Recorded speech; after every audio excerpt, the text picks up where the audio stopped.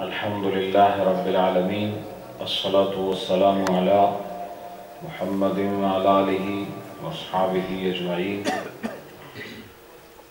بآواز بلند ہدیہ درود و صلوات پیش فرمائیں۔ الصلاۃ والسلام علیکہ یا رسول اللہ وسلم علیکہ یا رحمت للعالمین۔ ایک مرتبہ دوبارہ بآواز بلند الصلاۃ والسلام علیکہ یا رسول اللہ وسلم یا رحمت للعالمین۔ حضرات، ہفتہ وار محفل ذکر جو کئی ہفتوں سے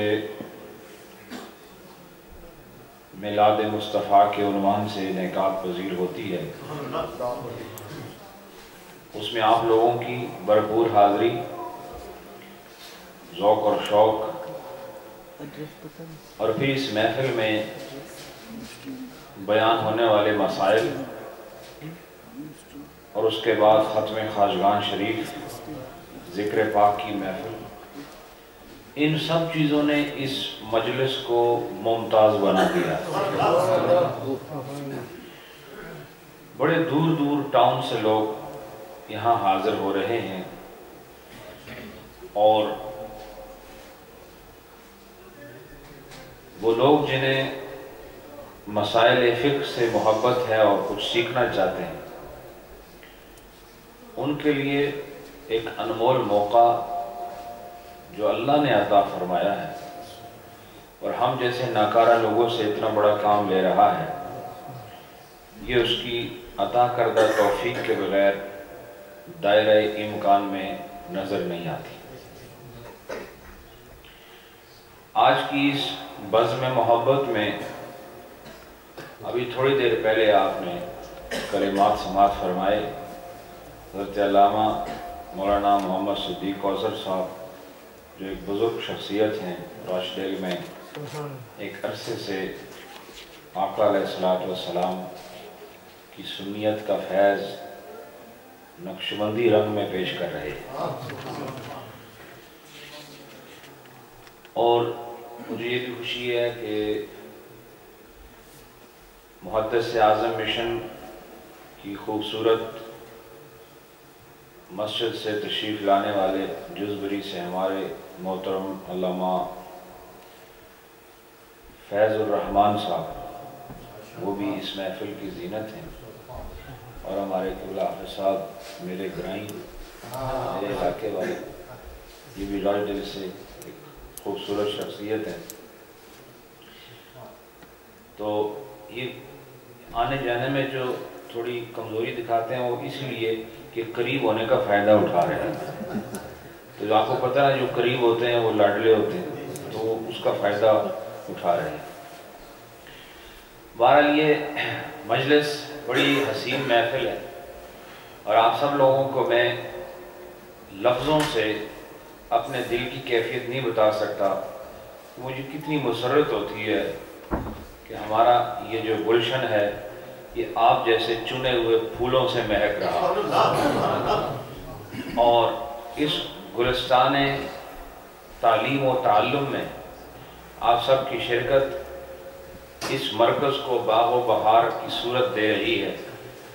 دعا یہ کرو کہ ذوق اور مستی کے لیے جذبے ٹھنڈے نہ پڑے، اور ان کیفیات کی حدت شدت میں بدلتی جائے، اور یہ جو ایک نورانی اور عرفانی کیفیات ہیں ان کو اللہ مزید بلندیاں نصیب فرمائے۔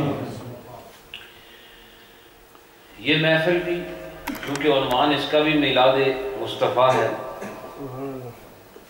تو میں ایک دو باتیں عرض کر کے پھر اصل موضوع کی طرف آتا ہوں جو ہم یہاں ایک عرصے سے جاری رکھے ہوئے ہیں، میلاد مصطفیٰ۔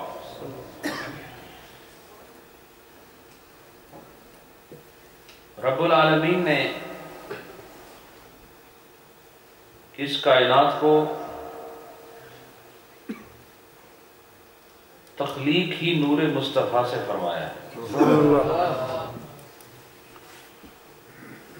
ایک مجلس میں تھا تو وہاں کسی نے یہ پڑھا کہ جتنے بھی نور تھے اللہ نے اکٹھے کر کے اس سے نور مصطفیٰ بنا دیا. تو حقیقت یہ نہیں ہے، نوروں کو اکٹھا کر کے حضور کا نور نہیں بنایا گیا، بلکہ نور کی ابتدا ہی نور مصطفیٰ سے ہوئی. پہلا نور آپ کا ہے، اس کے بعد سارے نور بنے. حتیٰ کہ سورج چاند ستاروں میں ہر جگہ جہاں روشنی کا تصور قائم ہے وہاں فیض نور نبی نظر آ رہا ہے. اور یہ نور مانوی بھی ہے اور یہ نور حقیقی بھی ہے، یہ نور جسمانی بھی ہے اور یہ نور روحانی بھی ہے. کائنات میں نور اگر آیا تو وہ حضور کی وجہ سے آیا، اس لیے کہ خدا نے کائنات کی ابتدا نہ پہاڑوں سے کی، نہ زمینوں سے، نہ پانیوں سے، نہ ہواؤں سے، نہ فضاؤں سے، نہ گردش لیل و نہار سے، اور نہ چشمہ و آبشار سے، اور نہ ہی فلک بوس پہاڑوں سے، اور نہ ہی آسمانی کمکموں سے، اور نہ ہی فرشتوں سے، نہ ہی جنات سے، نہ ہی انسانوں سے. اللہ نے ابتدا اس سے کی جو سب میں افضل تھا، جو سب سے افضل تھا اسی کو اول بھی بنا دیا. جو افضل ہے اسی کو اول رکھا. اور میں یہ کہا کرتا ہوں کہ رب العالمین نے نبوت کی ابتدا بھی نبی سے فرمائی ہے اور نبوت کی انتہا بھی نبی سے فرمائی. نبوت شروع بھی رسول سے ہوئی اور نبوت ختم بھی رسول پہ ہوئی. اور کسی شے کی کامیابی کا مدار انہی دو منزلوں پر ہوتا ہے. ہر چیز کی ابتدا دیکھی جاتی ہے کیسے تھی، پھر انتہا دیکھی جاتی ہے کیسے تھی. کئی چیزیں ابتدا میں جا کے ٹھیک ہوتی ہیں، انتہا میں خراب ہو جاتی ہیں. کچھ ابتدا میں خراب ہوتی ہیں، انتہا میں آ کے ٹھیک ہو جاتی ہیں. اللہ نے نبوت کو ان تمام تر امکانی کیفیات سے دور رکھتے ہوئے نبوت کی ابتدا بھی محمد سے فرمائی، انتہا بھی محمد سے فرمائی، تاکہ یہ ثابت ہو جائے نبوت وہ شفاف منزل ہے جس کی ابتدا میں بھی حسن نظر آ رہا ہے، انتہا میں بھی حسن ہی نظر آ رہا ہے. اس میں کمی نہیں ہو سکتی. اس لیے اولیت میں بھی حضور ہیں، آخریت میں بھی حضور ہیں. نبوت کے وہ پہلے جلوے جب تقسیم ہوئے وہاں بھی رسول اللہ ہی ہیں، اور اس کی انتہائی منزل میں بھی نور مصطفیٰ ہی نظر آ رہا ہے. لہذا ولادت مصطفیٰ جو ہم مناتے ہیں یہ کوئی بڑی بات نہیں ہے. کائنات کا ذرہ ذرہ بھی اگر ولادت رسول منائے تو نبی کا حق ادا نہیں کر سکتا، کیونکہ ساری کائنات کا وجود رسول کا مرہون منت ہے، اور اپنے وجود میں ہر وجود آپ کے وجود کا محتاج ہے. لہذا اگر یہ دنیا کے اس سینے پر جتنے درخت کھڑے ہیں اور زمین کے سطح پر جتنے پہاڑ موجود ہیں اور سمندروں میں جتنے پانی کے قطرے ہیں اور ہواؤں کے جتنے جھونکے ہیں اور آسمان کے جتنے ستارے ہیں اور فرشتوں کی جتنے بھی فرد ہیں اور جنات کے جتنے جسم ہیں اور انسان جتنے بھی ہیں اول و آخر، اور ہواؤں میں اڑنے والے پرندے اور زمین پر رینگنے والے کیڑے مکوڑے، یہ ساری کائنات مل کر اگر رسول کی آمد کا چرچا کرے تو یہ کوئی بڑی بات نہیں ہوگی، اس لیے کہ جس کی وجہ سے تم آئے ہو اس کی بات کرنا یہ کون سی بڑی بات ہے، یہ تو حق ہے، قرض ہے جو آپ نے ادا کرنا ہے. چونکہ ابتدا میں خدا کے علم میں یہ تو موجود تھا نا کہ ابتدا کس سے کرنی ہے، بولو نا خلیفہ صاحب آ گیا، یہ تو خدا کے علم میں موجود ہے نا.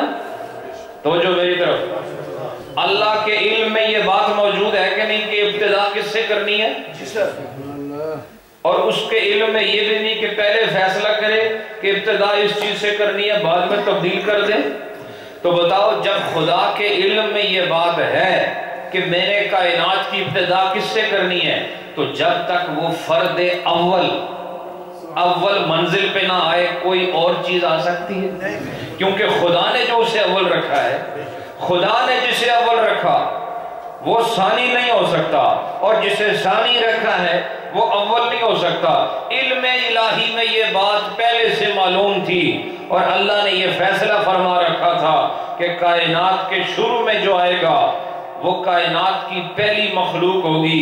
اور خدا نے کائنات کی پہلی مخلوق کو نور بنایا، اور وہ نور کوئی سورج چاند کا نور نہیں تھا، بلکہ سورج چاند کے نور کو بھی اس نور کا محتاج رکھا، اور وہ جناب محمد الرسول اللہ ہیں. لہذا جو اول نہ آتا تو پھر ثانی کہاں آتا، پھر یہ لیل و نہار کہاں ہوتے، پھر یہ صبح و شام کہاں ہوتے، پھر یہ انسان و حیوان کہاں ہوتے، پھر یہ عرشی فرشی مخلوق کہاں ہوتی، یہ نوری ناری آبی خلائی فضائی مخلوق کہاں ہوتی.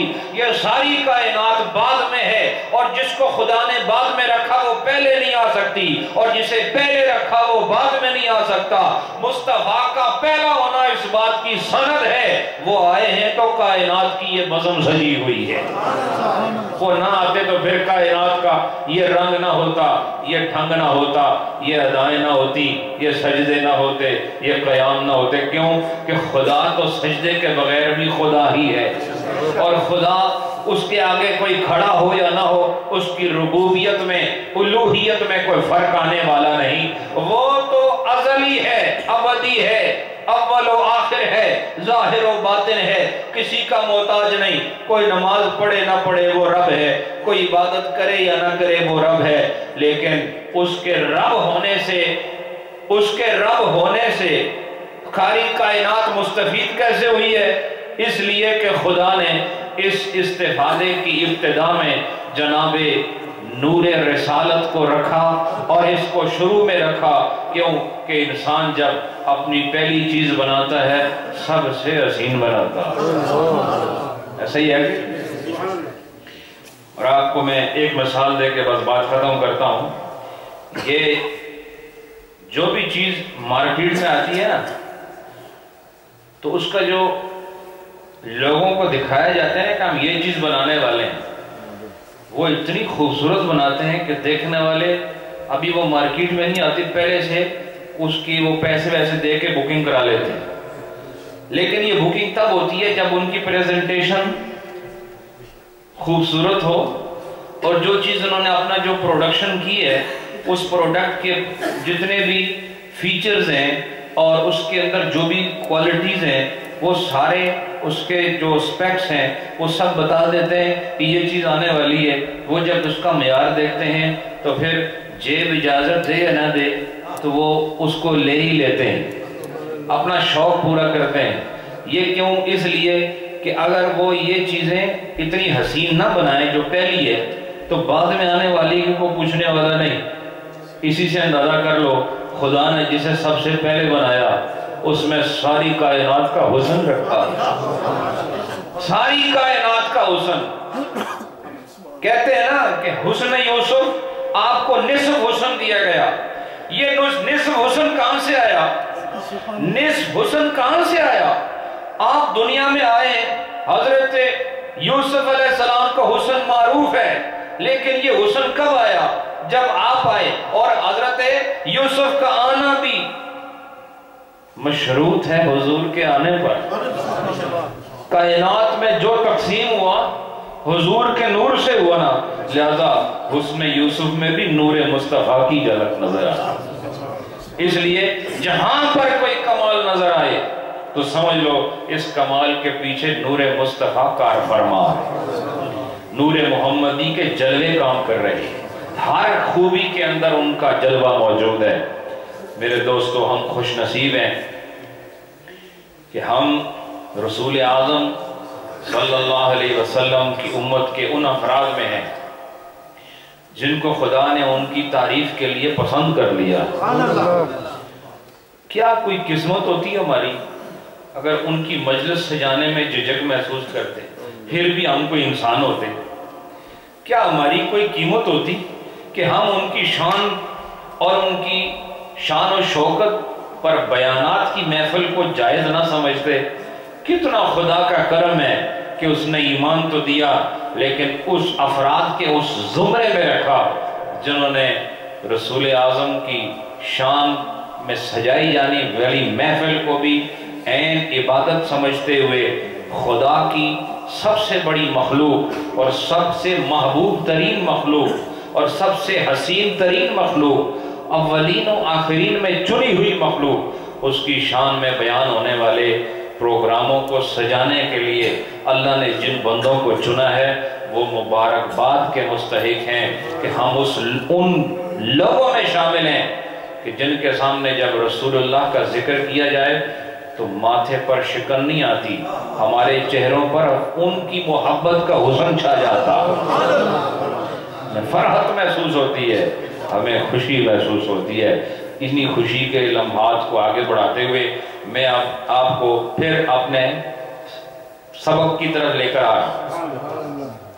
ابھی جو میں نے باتیں کی ان کا تعلق عین ایمان سے تھا، ذوق کے ساتھ تھا، لیکن اب جو میں باتیں کر رہا ہوں اس کا تعلق اسی دریائے معرفت اور دریائے دین و دنیا اور دریائے شریعت و حقیقت و طریقت، اس دریا کی جولانی کی وجہ سے جب آدمی دریا کے کنارے ہو پانی نہ بھی لے تو دریا کی لہروں میں جب تلاطم آتا ہے تو اس سے جو آبی بخارات اٹھتے ہیں تو کئی چہروں کو تر کر جاتے ہیں۔ تو اس لیے اچھوں کی مجلس میں رہنے سے کچھ آدمی باقاعدہ پڑھنے کی نیت سے آئے یا نہ آئے ویسے بیٹھا رہے تب بھی بہت کچھ حاصل کر لیتا۔ ہمارا کس چیز کا بیان چل رہا ہے جی؟ صلاۃ الجنائز، ماشاءاللہ۔ اور اس میں کون سا چیپٹر چل رہا ہے؟ اس کے اندر مزید جو آگے جو فردر جو کلاسیفیکیشن ہے اس میں کیا بیان ہو رہا تھا؟ میت کے غسل کے بیان، ماشاءاللہ، بہت اچھی۔ اب پچھلی دفعہ میں نے آپ کو جو چیزیں بتائیں کہ آپ کو اگر کٹے ہوئے جسم ملیں، آدھی آدھی لاشیں ملیں، پتہ ہے نا، اور بچے کی ولادت ہو اور جسم مکمل نہ ہو، اس طرح کی مختلف پیچیدہ مسائل کا میں نے حل بتایا تھا، ٹھیک ہے۔ اب آخری مسئلہ جو بتایا تھا کہ اگر کوئی آدمی بحری جہاز میں کشتی میں مر جائے، سمندر میں ہو، تو اس کے لیے کیا کریں گے؟ ایک تو اس کو غسل دیں گے، کیا کریں گے؟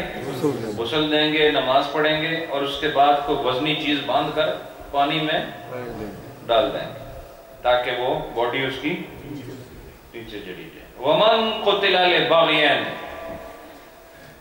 وَقُطِعَ وَمَنْ قُتِلَ لِبَغْيٍ وَقَطْعِ الطَّرِيقِ لا یغسلان ولا یصلی علیہما۔ کہتے ہیں کہ وہ آدمی جو بغاوت کے جرم میں قتل کیا گیا ہو، آپ کو پتہ ہے نا، جیسے یہ بغاوت سے مراد آج کل کی حکومت نہیں، یہ جس کو جمہوریت کہتے ہیں اس کی بات نہیں ہے، یہ چونکہ مسائل فقہ کے ہیں، اس سے مراد وہ حکومت ہے جو اسلامی حکومت ہے اور اس کے خلاف کوئی بغاوت کرے تو اس کی سزا قتل ہے اسلام میں، ٹھیک ہے۔ تو یہ بتا رہے ہیں وَمَنْ قُتِلَ لِبَغْيٍ، جو آدمی بغاوت کے نتیجے میں قتل کیا گیا ہو، وَقَطْعِ الطَّرِيقِ، یا اس آدمی کو قتل کیا گیا ہو جو قاطع الطریق ہے۔ قاطع الطریق کا ویسے تو مطلب ہے راستہ کاٹنے والا، لیکن اس کا اصطلاحی مطلب ہے ڈاکو، ٹھیک ہے، اسے بٹ مار بھی کہتے ہیں، سمجھ آئی کہ نہیں آپ؟ جو ڈاکو اور چور میں بھی فرق ہے، چور کی بات نہیں ہو رہی، چور کو تو سارق کہتے ہیں، لیکن جو ڈاکو ہوتے ہیں نا اسے قاطع الطریق کہا جاتا ہے، جو خوف دہشت پھیلاتے ہیں، مال لوٹتے ہیں، اور وقت کو دیکھیں نہ دیکھیں ہر حال میں ان کا کام دہشت پھیلانا ہوتا ہے اور مال حاصل کرنے کے لیے انسانی جانوں سے بھی آگے گزر جاتے ہیں۔ ان کے بارے میں ہے، اس کو کیا کہتے ہیں؟ قاطع الطریق. کیا کہتے ہیں؟ اور اس کی جمع قطاع آتی ہے، جمع قاطع کی جمع. تو کہتے ہیں لا یقصلان، اس طرح کے آدمی کو جو بغاوت کے نتیجے میں قتل کیا گیا یا جو ڈاکو قتل کیا گیا، تو اس کو ان دونوں قسم کے لوگوں کو مرنے کے بعد غسل نہیں دیا جائے. ولا یصلی علیہم، نہ ہی ان پر نماز جنازہ پڑھی جائے گی. اب بتاؤ مجھے کیا زندگی ہے یہ کہ جس میں انسان کے آخری جو سب سے بڑی امید افزا منزل ہے انسان کی، وہ ہے نماز جنازہ. چونکہ مومن کی نماز جنازہ سے بھی میت کی بخشش ہو جاتی ہے. سمجھ آئی کہ نہیں آپ؟ اور کئی دفعہ ایسے ہوتا ہے کہ جنازے والوں کی وجہ سے میت کی بخشش ہو جاتی ہے، اور کبھی کبھی کوئی کامل دنیا سے جا رہا ہو تو میت کی وجہ سے نماز والوں کی بخشش ہو جاتی ہے. یہ اپنے اپنے درجوں کی بات ہے. بہرحال اس پر بڑے واقعات ہیں، میں اس طرف نہیں جا رہا. تو ڈاکو کی نماز جنازہ نہیں، نہ ہی غسل ہے، نہ ہی باغیوں کی کوئی نماز جنازہ ہے، نہ غسل ہے. وقیل ھذا، اور یہ بھی کہا گیا ہے ھذا اذا قتل فی حالت المحاربہ قبل ان تدع الحرب اوزارہا. کہا کہ یہ حکم اس وقت لگے گا ان پر کہ ابھی جنگ جاری ہو، یعنی باغیوں کے ساتھ یا ڈاکو جو ہیں وہ ڈاکے میں مصروف ہیں، لوگوں کو مار رہے ہیں، اور ان کو آ کے پولیس والے یا جو بھی کارندے ہیں وہ آ کے قتل کر لیتے ہیں. اگر دوران ڈاکہ یا دوران بغاوت قتل ہوئے اور جنگ ابھی ٹھنڈی نہیں ہوئی، اس سے پہلے مارے گئے، تو پھر وہی حکم ہے. کون سا حکم ہے؟ کہ نہ غسل دیا جائے گا نہ جنازہ. لیکن اگر جنگ بھی ٹھنڈی ہو گئی، جنگ قبل ان تدع الحرب اوزارہا، یعنی جنگ جو ہے وہ ختم ہو چکی ہو، ٹھیک ہے. اما اذا قتل بعد ثبوت ید الامام علیہما، کہا کہ اس وقت کا جو امام ہے، جب ان کا ان دونوں قسم کی جماعتوں پر قبضہ ثابت ہو جائے اور وہ ان کو قابو کر لیں، قابو کرنے کے بعد اگر یہ مر جائیں تو پھر ان کو غسل بھی دیا جائے گا، ان کو نماز جنازہ کی منزل سے بھی گزارا جائے گا. لیکن جب جنگ چھڑ رہی ہو، اب میں مسئلہ آپ کو، یہ تو میں نے عبارت پڑھی ہے، مسئلہ سمجھاتا ہوں. مثال کے طور پر ایک جگہ گھر میں یا دکانوں میں ڈاکو گھسے ہوئے ہیں، ان کے ہاتھوں میں اسلحے ہیں، وہ لوگوں کو مار رہے ہیں، لوٹ رہے ہیں، تو ادھر پولیس والے آتے ہیں، وہ پولیس والوں سے بھی لڑتے ہیں. اب اس دوران جو مریں گے نا، یہ چونکہ جنگ ابھی جل رہی ہے نا، ابھی ڈینگا مشتی جاری ہے نا، یا باغیوں کو حکومت کنٹرول کر رہی ہے اور وہ آگے سے جوابی کارروائی کر رہے ہیں، ایک قتل کے سلسلے چل رہے ہیں، تو ابھی جنگ ٹھنڈی نہیں ہوئی، اور نہ ہی وہ جو اس وقت کا امام ہے، امام سے مراد حاکم ہے، وہ ان پر قابض بھی نہیں ہوا اور وہ مرتے چلے جا رہے ہیں. اس حال میں جو مریں گے نا، ان کی کوئی نماز جنازہ نہیں ہوگی، ان پر کوئی غسل نہیں ہوگا، غسل کی بھی نہیں ضرورت. لیکن ایک دفعہ ان کو کنٹرول کر لیا، جیسے ڈاکوں کو پکڑ لیا. کیا ہوا؟ ڈاکوں کو پکڑ لیا یا باغیوں کو پکڑ لیا. اور یہ کب ہوگا؟ ثبوت امام کے بعد، یعنی امام کے ہاتھ جب ان پر ثابت ہو جائے، یعنی وہ کنٹرول میں آ جائیں. ثبوت ید الامام کا مطلب ہے جب وہ کنٹرول میں آ جائیں. اس کے بعد اگر وہ مر جاتے ہیں تو اب ان کو غسل بھی دیا جائے گا، اور بولو ان پر نماز جنازہ بھی پڑھی جائے گی. وَهَذَا أَحْسَنُ أَخَذَ بِهِ الْكِبَارُ مِنَ الْمَشَائِخِ. کہتے ہیں کہ مشائخ میں سے جو ہے نا، اکثر جو بڑے ہمارے مشائخ ہیں، انہوں نے اس قول کو پسند کیا ہے، اسی کو لیا ہے. وَمَنْ يَقْتُلُ النَّاسَ خَنْقًا، کہا وہ آدمی جو لوگوں کو گلا گھونٹ کے قتل کرتا ہے. کیسے؟ گلا گھونٹ کر قتل کرتا ہے لا یغسل، اس کو غسل نہیں دیا جائے گا، ولا یصلی علیہ، اور نہ ہی اس پر نماز پڑھی جائے گی۔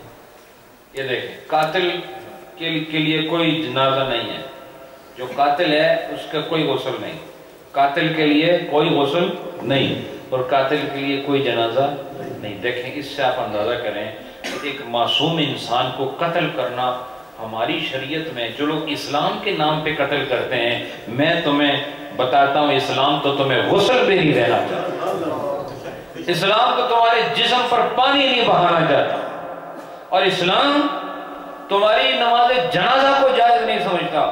کیوں کہ جس آدمی نے من قتل نفسا بغیر نفس او فساد فکأنما قتل الناس جميعا، ایک انسان کو مارنا بغیر کسی قصاص کے، بغیر کسی شرعی وجہ کے، ایک انسان کو مار دینا انسانیت کو مار دینا ہے۔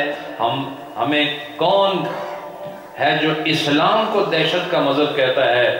کسی داڑھی والے کو دیکھ کے اسلام کی تعریف سمجھ نہیں آئے گی، اور کسی سر پہ پگڑی باندھنے والے کو دیکھ کے اسلام سمجھ نہیں آئے گا۔ کیوں؟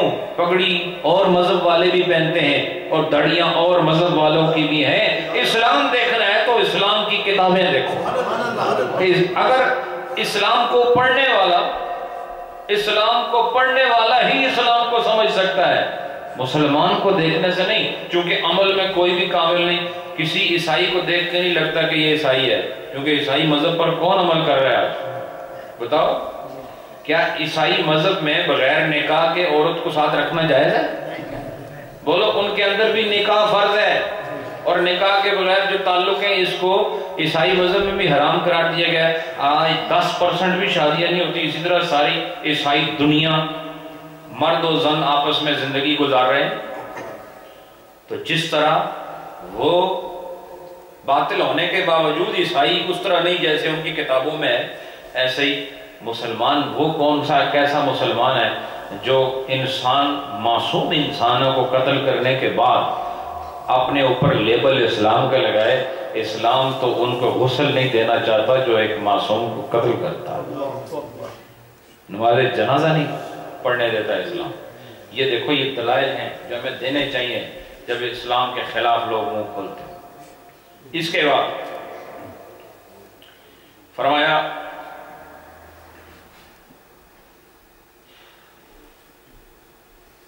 وَلَا يُصَلَّى عَلَيْهِ، اور اس پر نماز نہیں پڑھی جائے گی۔ کس آدمی پر؟ جو گلا گھونٹ کے قتل کرتا ہے۔ یہ ویسے فرمایا، ویسے کوئی بھی آدمی جو دہشت پھیلاتا ہے، قتل کرتا ہے، اس کا کوئی غسل نہیں ہے، اس کی کوئی نماز جنازہ نہیں، ٹھیک ہے؟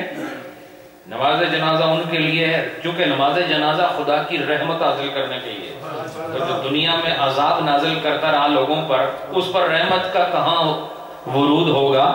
اس کو رحمت کا کیا استحقاق ہے؟ رحمت اس کے لیے ہے جو دوسروں پر بھی رحمت نچھاور کرتا، ٹھیک ہے؟ وَمَشَائِخُنَا رَحِمَهُمُ اللَّهُ تَعَالَى جَعَلُوا حُکْمَ الْمَقْتُولِينَ بِالْعَصْبِيَّةِ حُکْمَ أَهْلِ الْبَغْيِ عَلَى هَذَا التَّفْصِيلِ، کہتے ہیں اس تفصیل کی بنیاد پر ہمارے مشائخ نے، وہ لوگ جو عصبیت کی بنیاد پر، نافرمانیوں کی بنیاد پر جو لوگ قتل کیے جاتے ہیں نا، یعنی جو لوگ دڑا بندی کی وجہ سے ایک دڑا دوسرے کو قتل کرتا ہے، ان کو ہمارے علماء اور مشائخ نے ان کو بغاوت والوں کے حکم میں شمار کیا۔ اور بغاوت والوں کا حکم کیا ہے؟ کہ جب باغی مر جائے، قتل ہو جائے، تو پھر اس کے غسل دیا جائے گا؟ اس کو نماز جنازہ پڑھی جائے گی؟ نہیں۔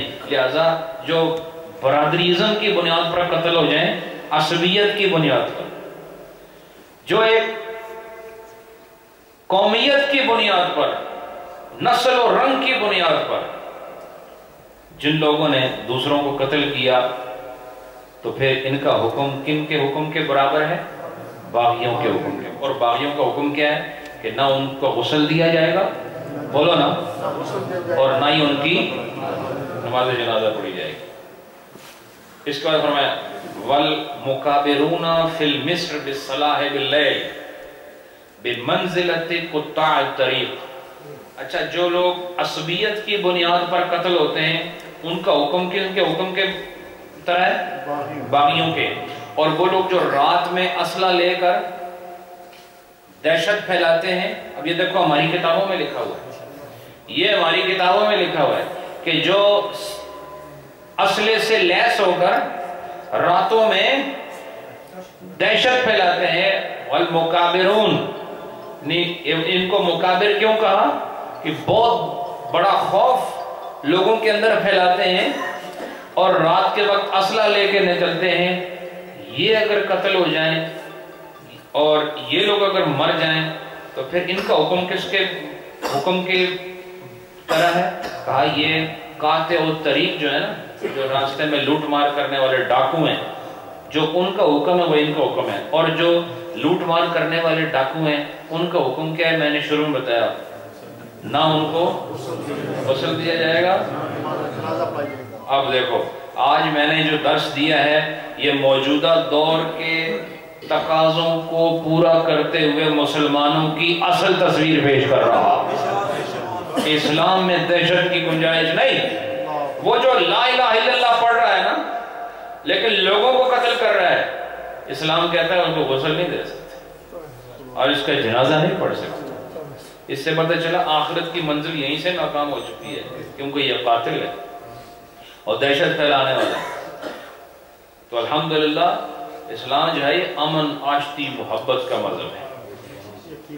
اس کے بعد فرمایا وَلَوْ كَانَ الْغَاسِلُ جُنُبًا اَوْ حَائِدًا اَوْ كَافِرًا. اگر غسل دینے والا، دھونے والے کو عربی میں کہتے ہیں غاسل. کیا کہتے ہیں؟ غاسل. غاسل کیا کہتے ہیں؟ دھونے والے کو غاسل، دھونے والا. تو دھونے والا، غسل دینے والا اگر وہ جنابت سے ہو، یعنی جس پر غسل فرض ہو چکا ہو، اگر وہ جنابت سے ہو، او حائضن، یا کو غسل دینے والی عورت اگر اپنے ایام میں ہو اور وہ میت کو غسل دے رہی ہے، یا مرد ہے لیکن اس پر غسل فرض ہے، او کافرن، یا حائض اور جنوب نہیں ہے، غسل دینے والا جو ہے وہ کافر ہے اور باڈی کس کی ہے؟ مسلمان کی ہے. تو کیا ایسا ہو سکتا ہے؟ فتویٰ کیا ہے؟ فرماتے ہیں جازہ، یہ ہے جائز ہے، وَيُكْرَهُ، لیکن مکروہ بھی ہے. کیا؟ اب اگر آپ سے استفتاء آئے، فتویٰ مانگا جائے کہ ایک مسلمان کی باڈی ہے اس کو کافر نے غسل دیا ہے، تو کیا جواب لکھو گے؟ جائز ہے لیکن ہوا مکروہ ہے.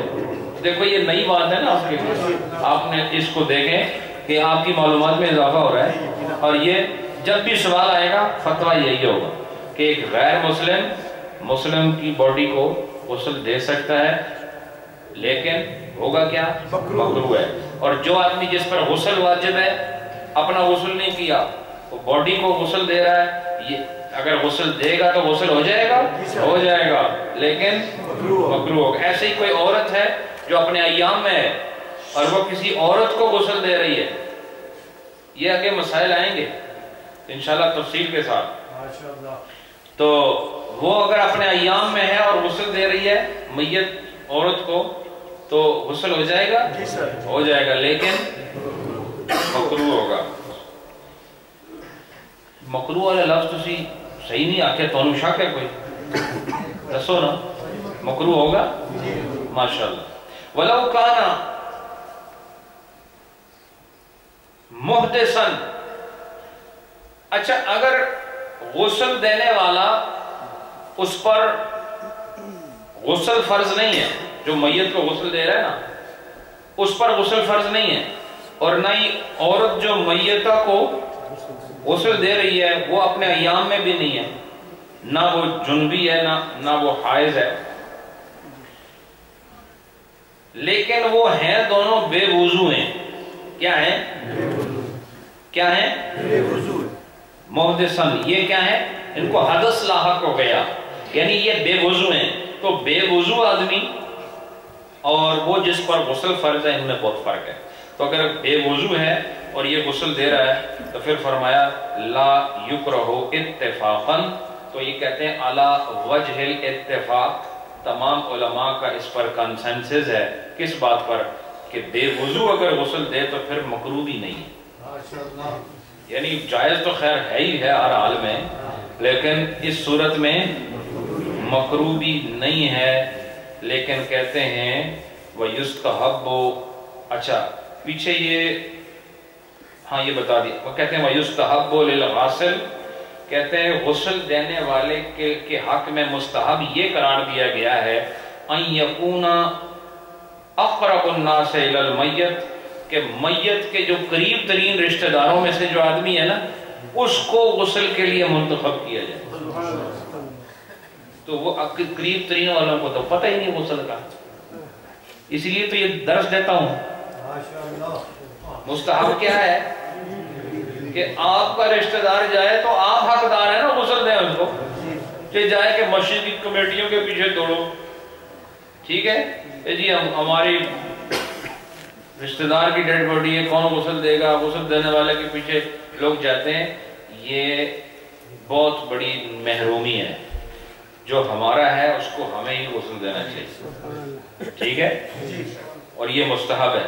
اقرب الناس الی المیت، میت کے جو سب سے قریب ترین ہو، ٹھیک ہے، وہ غسل دے۔ فَإِن لَمْ يَعْلَمِ الْغُسْلَ، اور اگر وہ جو قریب ترین آدمی ہے اس کو غسل کا پتہ ہی نہیں، غسل کیسے دیتے ہیں، جو توڑا مسئلہ دس رہے ہیں، جس کو قریب ترین جو ہے، بھئی آپ کسی نہ کسی کے تو قریب ترین ہو کے نہیں آپ سارے، یا کسی نہ توڑا کوئی تعلق نہیں، کوئی آپ تسی ہے وہ تے پتہ ہے نکمے ہو، لیکن کسی نہ کسی دے قریب تے ہے ہو نا، کسی نہ کسی کے لیے تو آپ سب سے قریب ہو، یا کائنات میں ایک بھی ایسا نہیں جو آپ کو اپنے قریب سمجھتا ہے، تو پھر توڑا اتنا ذکر ہی کوئی نہیں، تو ذکر کس کا ہے؟ وہ جو قریب ترین ہے، لیکن فَإِن لَمْ يَعْلَمِ الْغُسْلَ، لیکن اگر وہ غسل کے طریقے کو جانتا ہی نہیں تو پھر کس کی طرف جائیں؟ فرمایا فَأَهْلُ الْأَمَانَةِ وَالْوَرَعِ، تو پھر وہ لوگ جو امانت دار ہیں اور تقوی دار ہیں ان کے سپرد کر دو یہ کام۔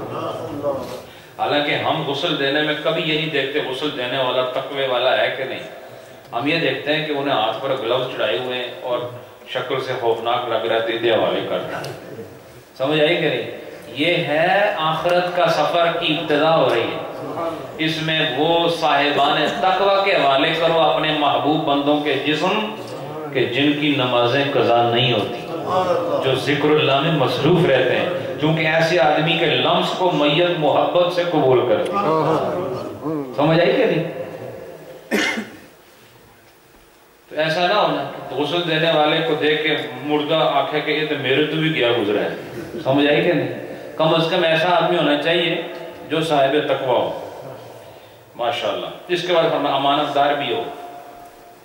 وَيُسْتَحَبُّ أَن يَكُونَ الْغَاسِلُ ثِقَةٌ، اور یہ بھی مستحب ہے کہ جو غسل دینے والے وہ ثقہ ہو، ثقہ کا مطلب یہ کہ وہ اس کی شخصیت پر اعتماد ہو اور وہ تاکید کے ساتھ غسل کے امور نبھانے پر قادر ہو، اپنی شخصیت میں معتبر ہو، محتاط ہو، یستوفی الغسل، کہ وہ غسل کا جتنا بھی کام ہے نا اس کے لیے اس کی شخصیت کفایت کرے، وہ کافی ہو، یعنی وہ غسل کا سارا کام اس طرح ادا کرے جس طرح سے غسل کو ادا کرنے کا حق ہے۔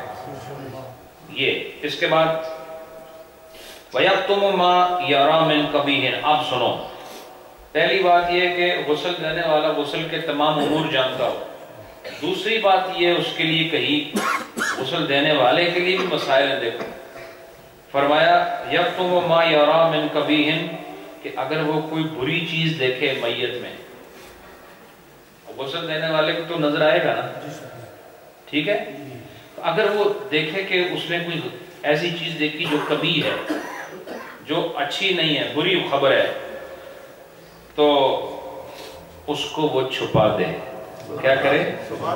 چھپا دے، یعنی غسل دینے والے کو یہ چیز ذہن میں مستحضر رہنی چاہیے کہ اگر اس نے میت کا کوئی نقص دیکھا ہے نا موت کے بعد، اب وہ آگے ذکر کریں گے وہ کس طرح کے ہو سکتے ہیں، تو وہ ان کو قطعاً بیان یکتم، وہ ان کو چھپا دے، نہ بیان کرے۔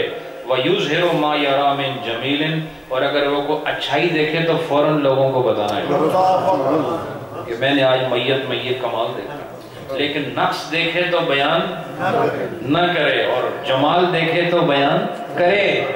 یہ غسل دینے والے کی پابندیاں ہیں۔ اور فرمایا فَإِن رَآ مَا يُعْجِبُهُ مِن تَحَلُّلِ وَجْهِهِ، اور اگر وہ دیکھے کہ میت کے چہرہ چمکدار ہو گیا، یعنی موت کے بعد چہرہ چمکدار ہو گیا، وَطِيبِ رَائِحَتِهِ، یا دیکھے کہ میت کے جسم سے خوشبو آنا شروع ہو گئی ہے، وَأَشْبَهَ ذَلِكَ، اور یا اس سے جو چیزیں مشابہ ہیں وہ اس کو نظر آئیں یعنی اچھی، تو یستحب لہ ان یحدث بہ الناس، اس کے لیے مستحب قرار دیا گیا ہے کہ لوگوں کے آگے ان چیزوں کا چرچا کریں۔ مثلا دیکھیں غسل کے وقت کہ اچانک چہرے میں نور آیا، تو یہ باتیں چونکہ ماضی میں گزری ہوں گی اس لیے علماء نے اس کو لکھا ہے، ٹھیک ہے، اور وہ لوگ جن کی موت کے بعد ان کی شکلیں بگڑ گئیں وہ بھی گزرا ہوگا اس لیے لکھ دیا۔ ایسی چیزیں دیکھو تو بیان نہ کرو غسل دینے والے، چونکہ تم پردے میں رہے ہو، جس طرح تم نے دیکھا کسی نے نہ دیکھا، تم اچھائی دیکھو تو بیان کرو اور برائی دیکھو تو چھپا دو۔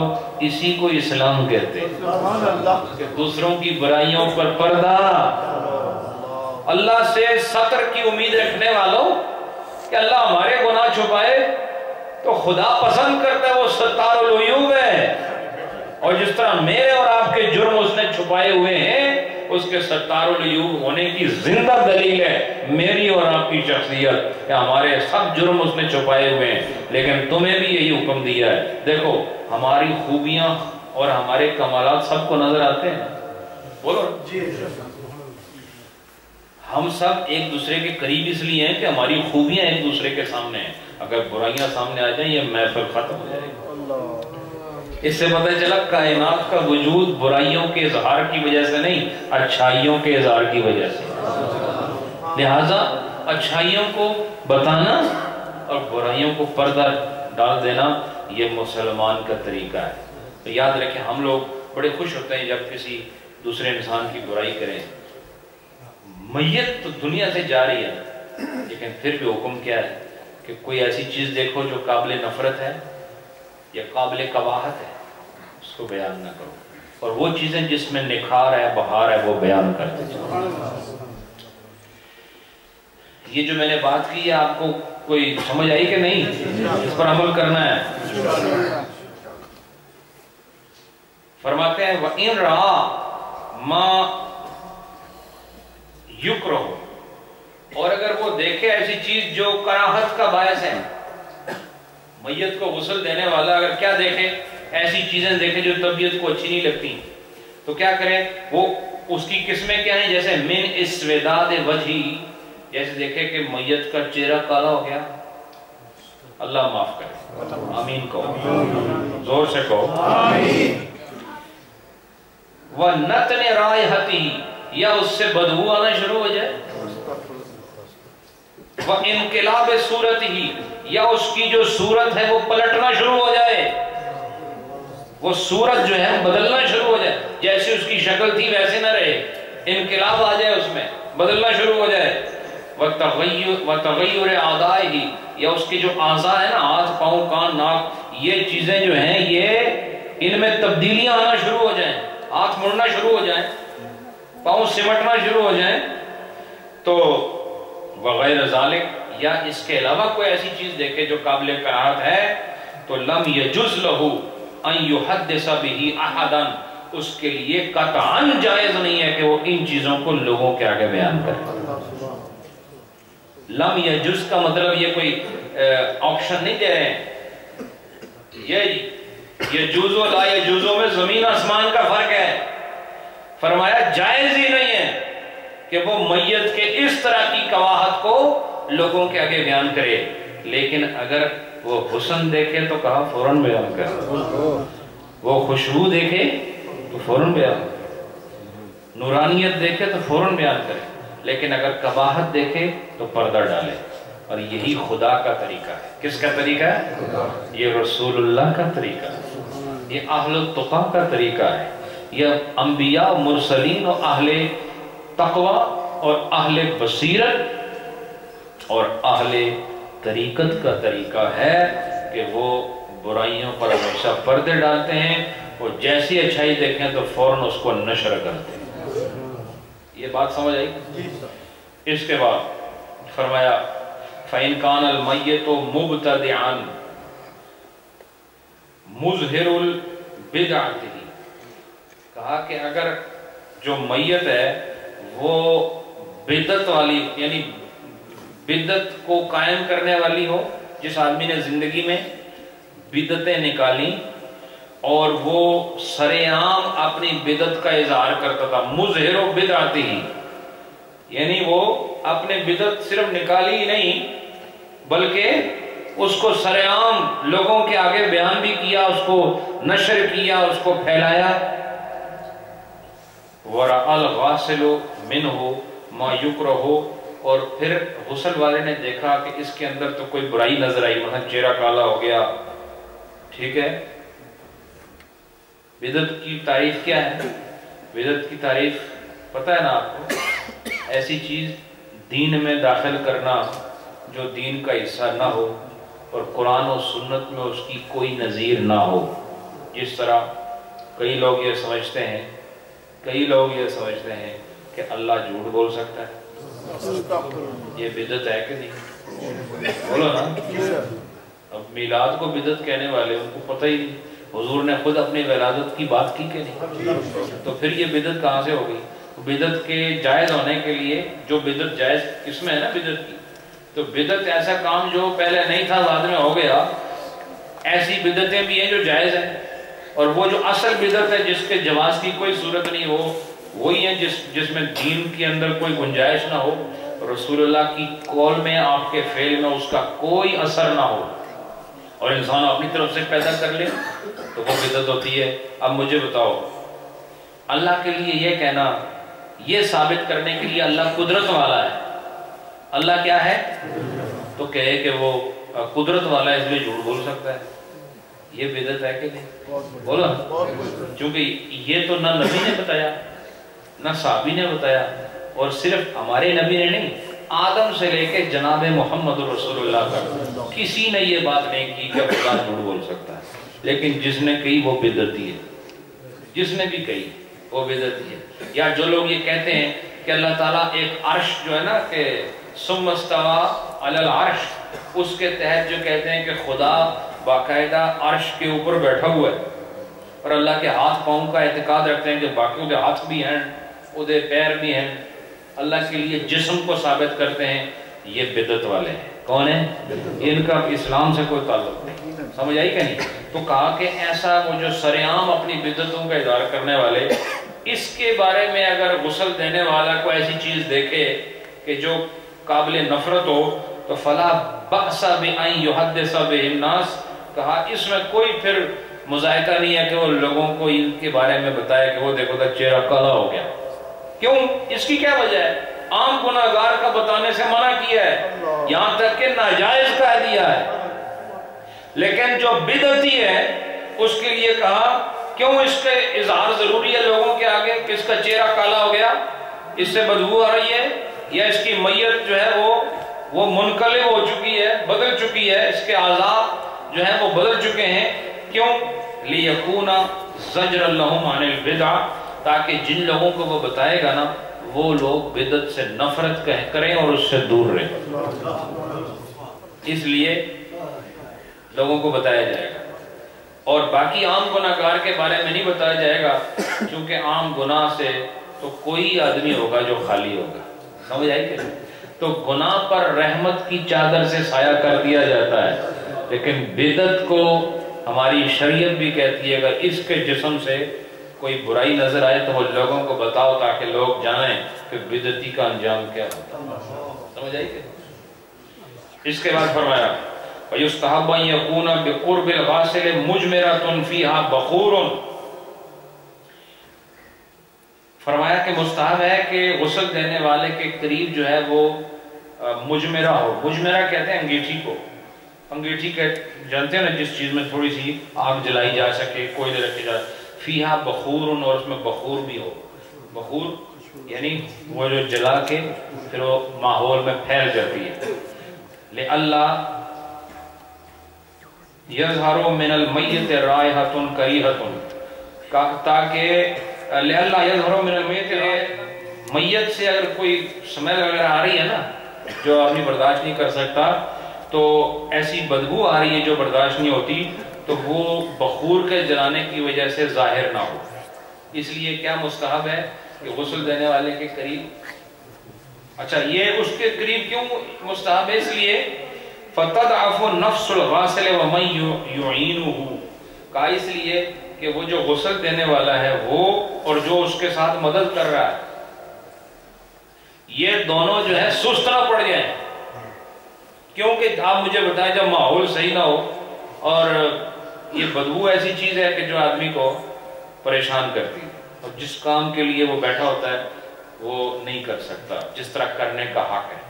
تو غسل صحیح طریقے سے ادا ہو. ضروری ہے کہ اگر کوئی میت سے کسی, ایسا ہو سکتا ہے نا بعض میتیں کچھ پرانی ہوتی ہیں تو اس سے اسمیل وغیرہ آ سکتی ہے, تو وہ کیا کریں پھر, اس کے جو قریب ایک بخور کو اس انگیٹھی میں ڈالیں, بخور برنر میں, ٹھیک ہے, اور اس کے قریب لگا دیں تاکہ یہ غسل دینے والا اور غسل دینے والے کی مدد کرنے والا یہ سارے لوگ سست نہ پڑ جائیں. ٹھیک ہے. اس کے بعد فرمایا آخری مسئلہ, وَالْأَفْضَلُ أَنْ يَغْسِلَ الْمَيِّتَ مَجَانًا, اور افضل یہ ہے کہ میت کو غسل مفت میں دیا جائے. یہ جو غسل والے جو پیسے لیتے ہیں نا ان کے لیے مسئلہ کہ افضل کیا ہے. مسئلہ یہ ہے کہ لینا جائز ہے کہ نہیں, تو فتویٰ یہ دیا جائے گا کہ غسل میت کے لیے غاسل کی اجرت جائز ہے لیکن افضل نہیں ہے. افضل یہ ہے کہ مردوں کو فری نہلایا جائے, مردوں کو فری نہلایا مجانا.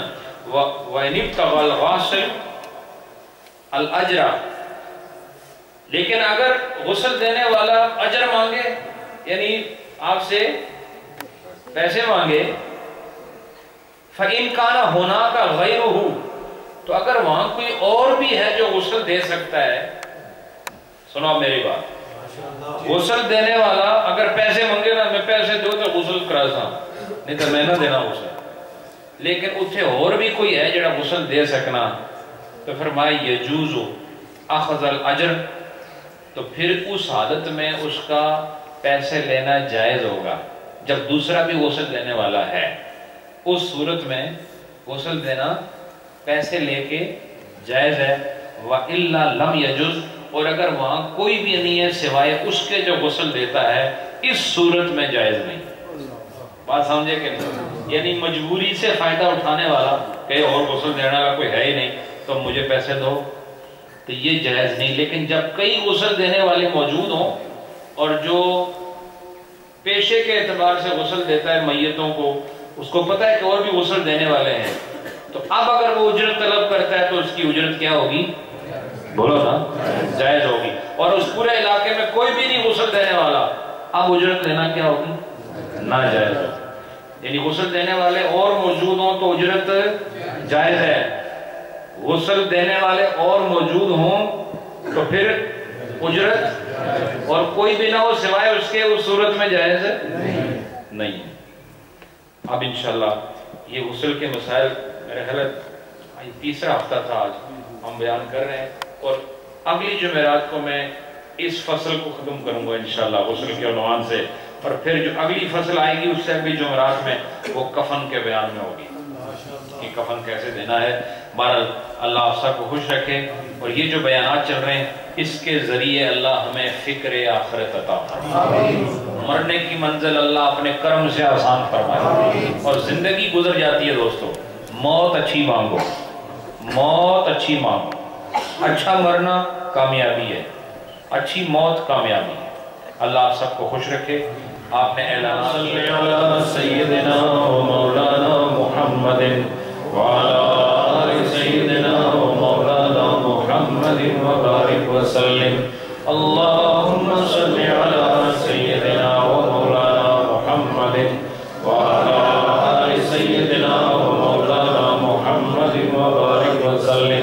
بسم الله الرحمن الرحيم الحمد لله رب العالمين الرحمن الرحيم مالك يوم الدين إياك نعبد وإياك نستعين اهدنا الصراط المستقيم صراط الذين أنعمت عليهم غير المغضوب عليهم ولا الضالين بسم الله الرحمن الرحيم ألم نشرح لك صدرك ووضعنا عنك وزرك الذي أنقض ظهرك ورفعنا لك ذكرك فإن مع العسر يسرا إن مع العسر يسرا فإذا فرغت فانصب وإلى ربك فارغب بسم الله الرحمن الرحيم قل هو الله أحد الله الصمد لم يلد ولم يولد ولم يكن له كفوا أحد قل هو الله أحد الله الصمد لم يلد ولم يولد ولم يكن له كفوا أحد قل هو الله أحد الله الصمد لم يلد ولم يولد ولم يكن له كفوا أحد قل هو الله أحد الله الصمد لم يلد ولم يولد ولم يكن له كفوا أحد قل هو الله أحد الله الصمد لم يلد ولم يولد ولم يكن له كفوا أحد قل هو الله أحد الله الصمد لم يلد ولم يولد ولم يكن له كفوا أحد قل هو الله أحد الله الصمد لم يلد ولم يولد ولم يكن له كفوا أحد قل هو الله أحد الله الصمد لم يلد ولم يولد ولم يكن له كفوا أحد قل هو الله أحد الله الصمد لم يلد ولم يولد ولم يكن له كفوا أحد قل هو الله أحد الله الصمد لم يلد ولم يولد ولم يكن له كفوا أحد بسم الله الرحمن الرحيم اللهم يا قاضي الحاجات يا قاضي الحاجات يا قاضي الحاجات بسم الله الرحمن الرحيم اللهم يا كافي المهمات يا كافي المهمات يا كافي المهمات يا كافي المهمات بسم الله الرحمن الرحيم اللهم يا رافع الدرجات يا رافع الدرجات يا رافع الدرجات يا رافع الدرجات بسم الله الرحمن الرحيم اللهم يا منزل البركات يا منزل البركات يا منزل البركات يا منزل البركات بسم الله الرحمن الرحيم اللهم يا دافع البليات يا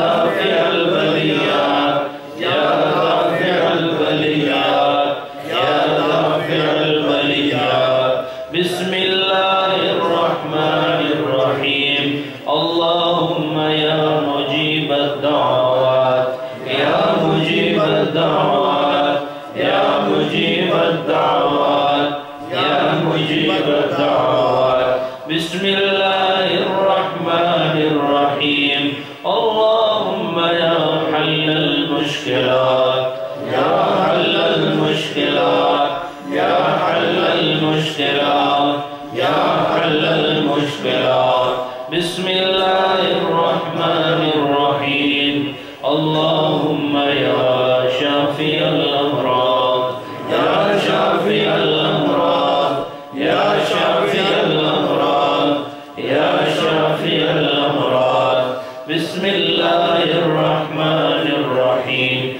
اللهم يا مسبب الأسباب يا مسبب الأسباب يا مسبب الأسباب يا مسبب الأسباب بسم الله الرحمن الرحيم اللهم يا مفتح الأبواب يا مفتح الأبواب يا مفتح الأبواب يا مفتح الأبواب بسم الله الرحمن الرحيم اللهم يا دليل المتحيرين يا دليل المتحيرين يا دليل المتحيرين يا دليل المتحيرين بسم الله الرحمن الرحيم اللهم يا غياث المستغيثين أغثنا يا غياث المستغيثين أغثنا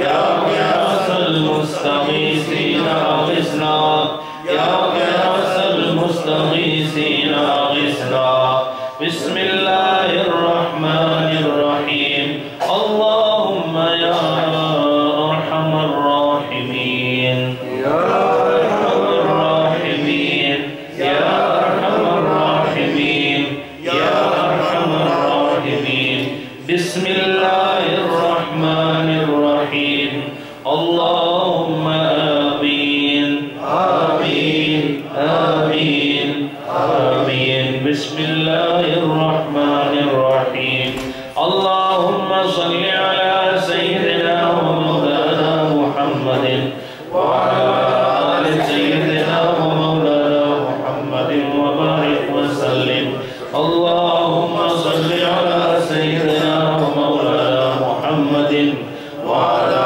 آل سيدنا ومولانا محمد وبارك وسلم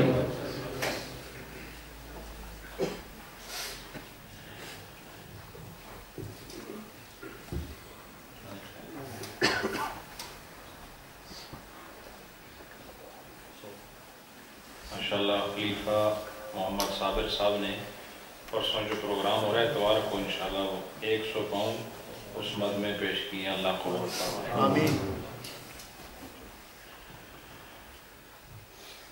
تھوڑی دیر ذکر کریں لیکن ستھرا ذکر کریں خوبصورت آواز سے آواز ملا کر اور قلب و ذہن کو حاضر رکھ صلی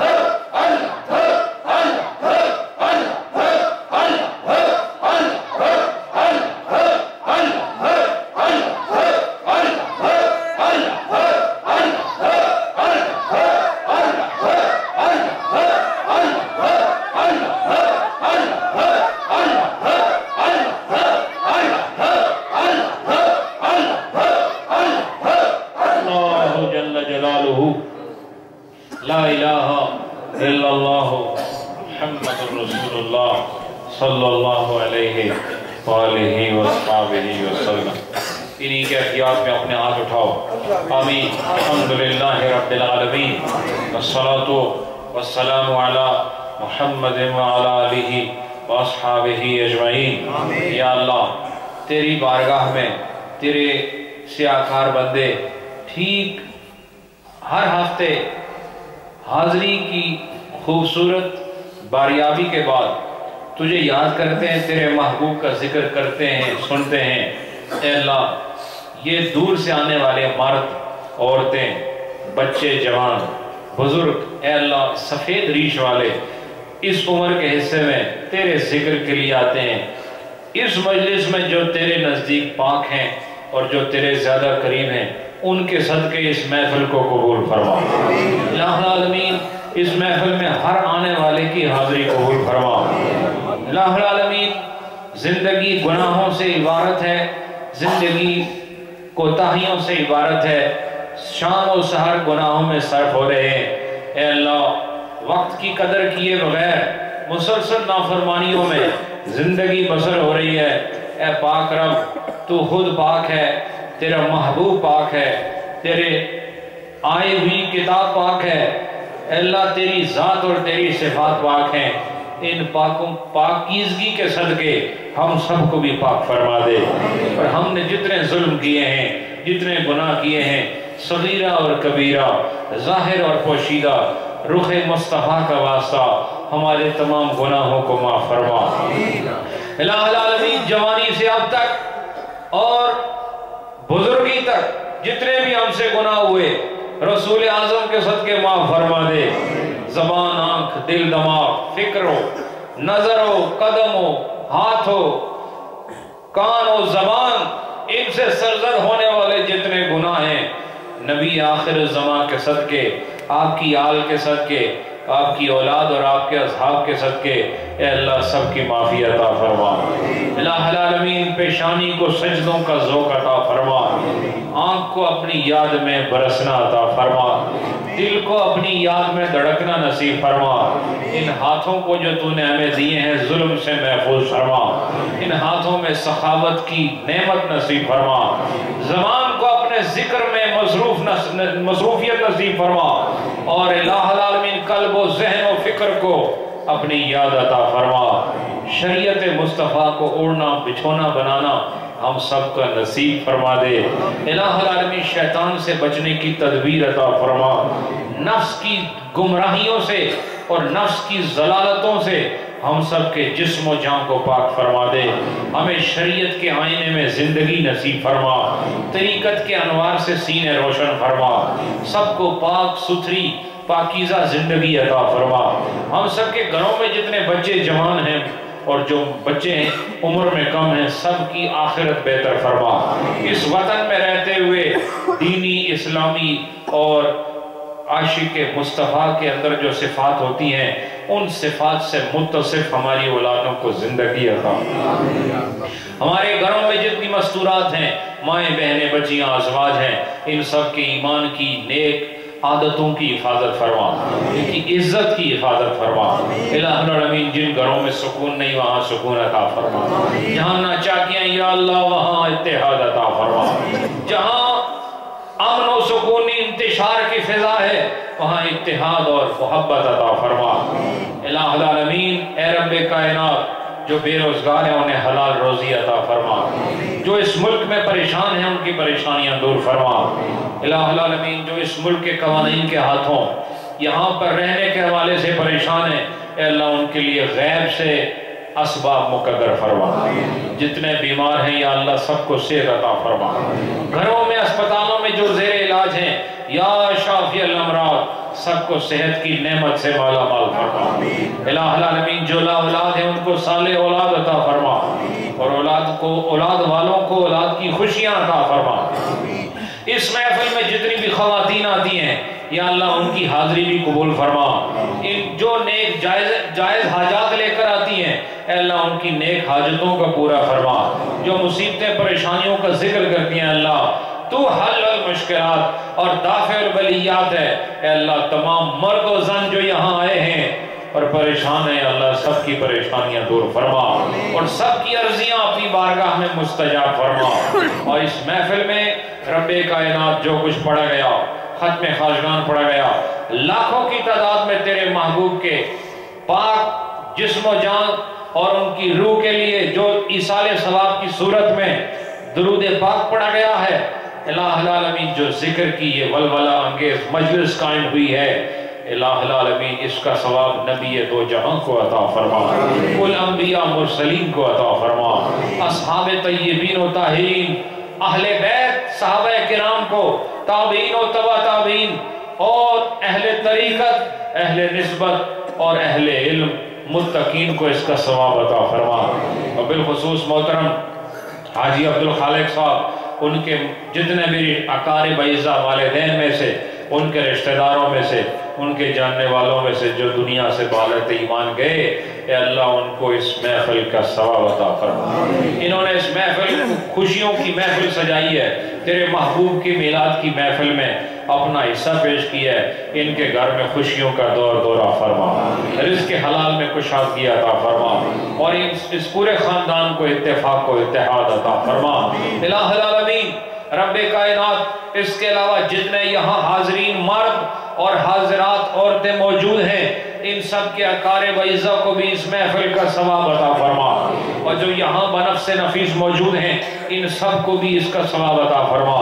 हम सब को इलाहुल आलमीन باہم شیر و شکر فرما، عالم اسلام کو اتحاد اتفاق نصیب فرما اور مسلمانوں کو وحدت عطا فرما، ہمارے اس مرکز کو مزید ترقی عطا فرما، اور یہاں جو تیرے دین کی خدمت جو بہت معمولی خدمت ہے جو ہو رہی ہے یا اللہ، جن لوگوں کی وجہ سے ہو رہی ہے، ان سب کی خدمات قبول اور منظور فرما۔